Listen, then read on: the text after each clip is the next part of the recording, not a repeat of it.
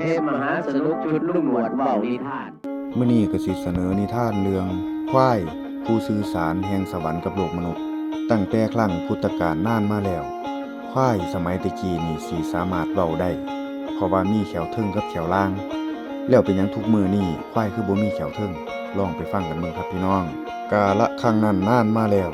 เทวดาได้ทรงควายลงมาเพื่อสอดส่องเบิ่งความเป็นอยู่ของชาวบ้านแล้วขึ้นไปรายงานให้เทวดาฟัง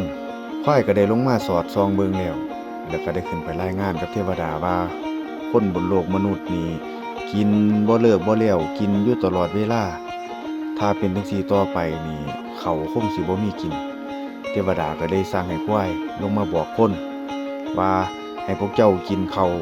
3 มื้อต่อ1คาบควายก็รับปากแล้วก็แล่นเล่นลงมาเรื่อยๆย้อนความงามของสวงสวรรค์กับเทวดานางฟ้าเพิ่นก็เล่นไปเรื่อยๆจนหลงลืม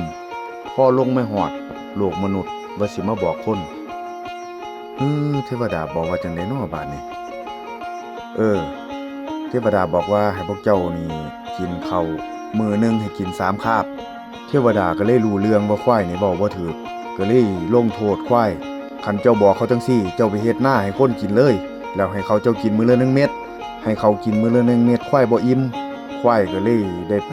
ลักกินข้าวของชาวนาก็ได้รับความเดือดร้อนก็เลยมาฟ้องพระอินทร์ว่าให้ลงโทษควายพระอินทร์ก็เลยบอกว่าถ้างั้นพวกเจ้าเอาค้อนทุบแขวเทิงๆมันออกแล้วให้มันไปกินหญ้าแล้วชาวนาก็เลยดีใจควายก็ได้ไปกินหญ้าตามที่พระอินทร์ว่าจนเท่าสุกมื้อนี่ล่ะพี่น้อง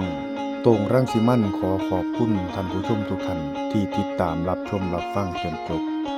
สวัสดีครับ